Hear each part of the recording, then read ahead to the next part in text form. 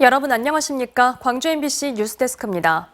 광주에서 일어난 대규모 단수 사태와 관련해 광주시 의회가 임시회를 열어 광주시를 질타했습니다.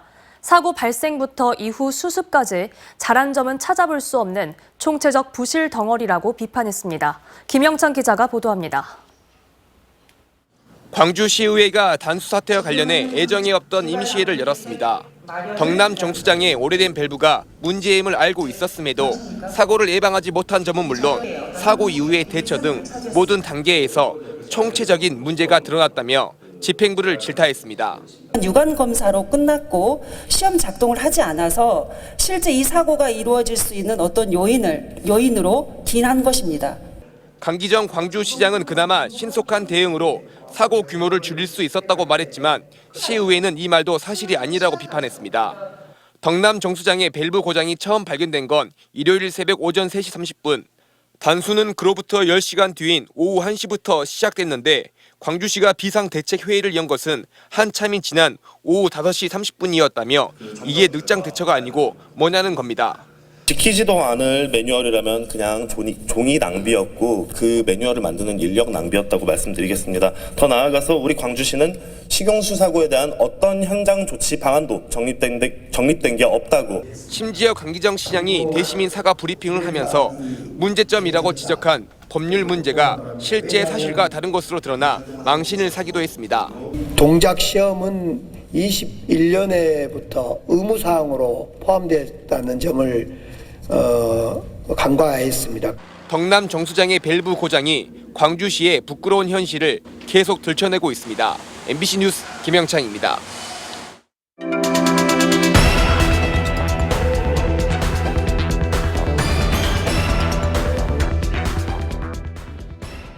새는 물 잡아라 기획보도, 오늘은 전남 지역 농촌 현실을 짚어보겠습니다.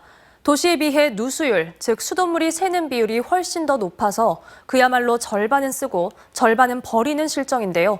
한 해 평균 5,400만 톤의 수돗물이 수도관을 지나가는 과정에서 사라지고 있습니다. 우종훈 기자가 현장 취재했습니다. 매일 재난 안전 문자로 저수유를 안내받는 동복댐입니다. 원래는 물로 가득했던 이 공간 보시는 것처럼 완전히 메말랐습니다. 그리고 80년대 댐으로 만들기 전 이곳에 살았던 마을 주민들의 다리가 현재는 모습을 그대로 드러내고 있습니다. 광주와 함께 동복댐을 식수원으로 쓰는 화순의 한 미용실. 원래는 버려지던 물을 받아 물품을 씻는 데 재활용하고 있습니다. 그러니까 온수를 나와야 되는데 옛날 같으면 그냥 흘러내렸어요. 근데 지금은 받아서 이제 이런 것도 이제 쓰고 걸레도 빨고 하려고 물을 전략하고 있어요. 절수 운동이 무색하게 화순군의 수돗물은 수원지에서 각 가정에 도달하는 정도가 64%에 불과합니다. 3분의 1인 35.8%의 수돗물을 쓰지도 못하고 버리는 셈입니다. 상황은 전남의 다른 농촌도 마찬가지입니다. 가장 최근의 통계를 기준으로 이곳 구례의 누수율은 절반에 이르렀습니다. 즉 흘려보낸 물 가운데 절반은 버려지고 있는 셈입니다. 구례의 누수율은 43.9%를 기록했는데 이런 상황은 영암과 보성, 고흥과 신안 등 특히 군 단위 지자체에 더 심각했습니다. 지난 1994년 20%에 이르렀던 전국 평균 누수율이 10.2%까지 줄어든 것과 달리 농촌에 새는 물은 되레 많아지고 있고 서울 1.8%, 광주 5.4% 등 평균보다 낮은 특광역시와의 누수율 격차도 커지고 있습니다. 그건 말도 안 되는 소리죠. 물을 아낄 필요가 없죠. 상수도가 그들이 물을 안 아끼는 거지 실질적으로 이 주민들은 물을 얼마나 많이 아끼는데.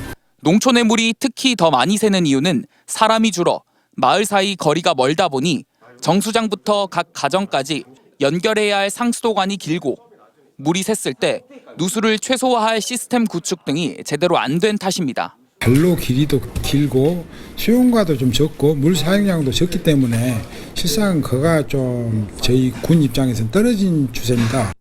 안 보이는 데서 새는 전남의 물은 한 해 5,400만 톤. 190만 전남 도민들이 하루 사용하는 수돗물을 70만 톤으로 보자면 78일치나 되는 물을 그냥 버리고 있습니다.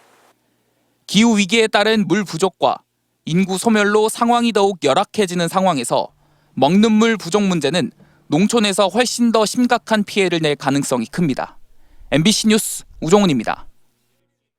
국민의힘 당대표 선출을 위한 전당대회를 앞두고 광주 전남북 합동연설회가 오늘 광주에서 열렸습니다. 당대표 후보들은 저마다 내가 호남 발전을 이뤄내겠다며 목소리를 높였습니다. 현장에 주현정 기자가 다녀왔습니다. 국민의힘 당원들이 북과 꽹과리를 치며 지지 후보를 연호하고 있습니다. 전당대회에 출마한 후보들, 특히 당대표 도전자들은 저마다 지역 발전 적임자임을 강조했습니다. 김기현 후보는 윤석열 정부 성공과 호남 예산 확보를 책임지겠다고 목소리를 높였고 대통령하고 손발이 척척 맞아서 호남 예산을 힘있게 배정할 수 있는 후보 저 김기현이가 되어야 한다고 생각합니다. 안철수 후보는 당 지도부에 호남 출신 인사를 대거 발탁하겠다고 약속했습니다.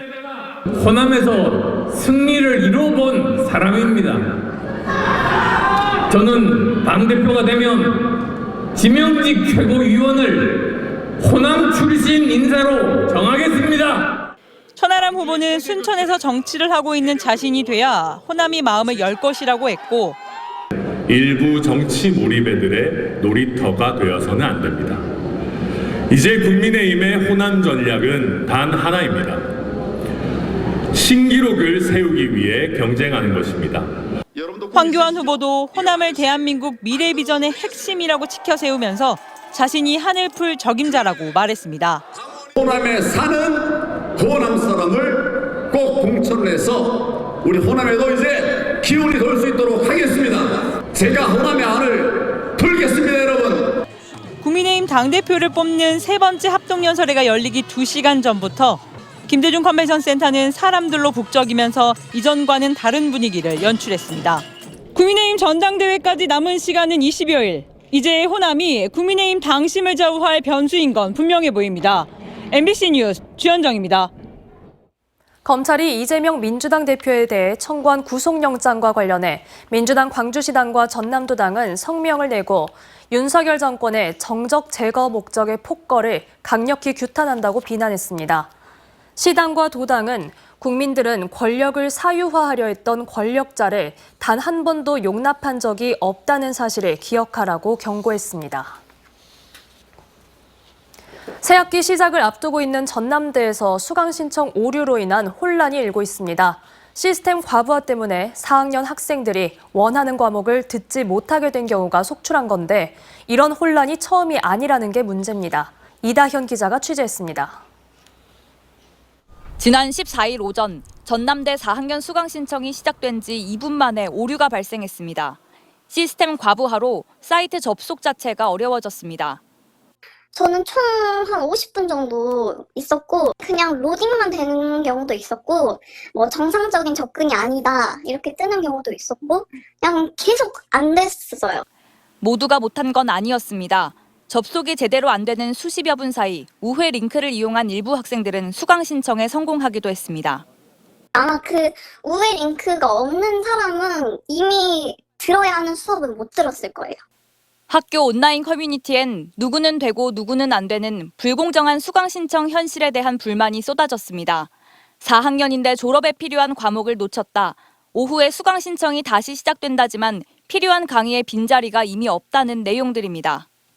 전남대학교에선 지난 학기 수강 신청 때도 비슷한 혼란이 있었습니다. 서버 불안정 문제가 반복되자 학생들의 불만은 더 커졌습니다. 이번엔 잘 될 거라고 했는데 또 터져버리니까 학생들한테 이게 4학년은 특히 되게 중요한 시기잖아요. 총학생회도 성명을 내고 비판의 목소리를 높였습니다. 수강 신청은 수업을 들을 권리를 공정하게 보장하기 위한 절차인데 오히려 수업권이 박탈됐다고 꼬집으며 책임자의 공개 사과를 요구했습니다. 대학 측은 새로운 프로그램을 도입하면서 모의 테스트 등을 통해 대비를 마쳤지만 접속량이 집중된 실제 상황에서 오류가 발생했다고 설명했습니다. 또 4학년 수강 신청 기간을 하루 늘리는 등 피해를 줄이기 위한 조치를 하겠다고 밝혔습니다. 일어날 수 있는 것들을 다 체크하고 체크리스트가 있어요. 나름 검증을 했다고 저희는 생각을 했어요. 지역 대표 국립대라는 이름값에 어울리지 않는 가장 기본적 학사 관리에 생긴 허점이 학생들의 불만과 불신을 키우고 있습니다. MBC 뉴스 이다현입니다. 매년 이맘때면 남해안 양식장에서는 새끼 꼬막을 먹어치우는 오리떼로 어민들이 골머리를 앓고 있습니다. 최근 이런 오리떼를 퇴치할 드론이 새로 개발돼 어민들 고민을 해결할 길이 열렸습니다. 강서영 기자입니다. 드론 한 대가 물 위에 떠 있는 오리떼에 접근합니다. 드론이 공포탄을 터뜨리자 폭발음에 놀란 오리들이 떼지어 날아가고 한쪽에선 또 다른 드론이 부표를 휘두르며 오리떼를 물 밖으로 몰아냅니다. 꼬막 양식장이 모여있는 전남 고흥 여자만 일대. 매년 겨울철마다 오리떼가 찾아와 양식장에 뿌려놓은 새끼 꼬막을 먹어치우는 탓에 어민들은 골머리를 앓아왔습니다. 한 번 날아갈 때 수천 마리, 수만 마리 이렇게 시커멓게 날아가죠. 내년에 생산할 꼬막을 올해 먹어버리니까 내년 생산량이 감소하는 거죠. 그동안 어민들은 배를 타고 나가 양식장을 지키거나 감시자를 고용해 직접 오리떼를 쫓을 수밖에 없었습니다. 그런데 최근 유해조류 퇴치 드론이 새로 개발되면서 손쉽게 오리떼를 퇴치할 수 있는 가능성이 열렸습니다. 파도와 바람 속에서도 새를 퇴치할 수 있도록 부표와 다양한 폭죽을 부착했고 드론이 바다에 추락할 경우를 대비해 부력 장치도 달았습니다. 오리떼에 대한 위협적인 장치를 하기 위해서 작은 드론보다는 큰 드론이 낫겠다라고 해서 기술 개발을 하게 되었습니다. 고흥군은 여기에 오리떼를 인식하는 AI 기술을 결합해 자동 조류 퇴치 시스템을 구축할 수 있도록 지원을 이어나갈 예정입니다. 유해조류 퇴치 드론 시스템 기술을 계속 보완 발전시켜 바지락 등 타 품종으로 사업 범위를 확대해 나갈 계획입니다. 드론 기술의 발전으로 꼬막 양식장의 고질적인 골칫거리였던 오리떼 문제를 손쉽고 안전하게 해결할 길이 열렸습니다. MBC 뉴스 강서영입니다. 광주의 한 건강원에서 약탕기가 폭발해 3명이 다쳤습니다.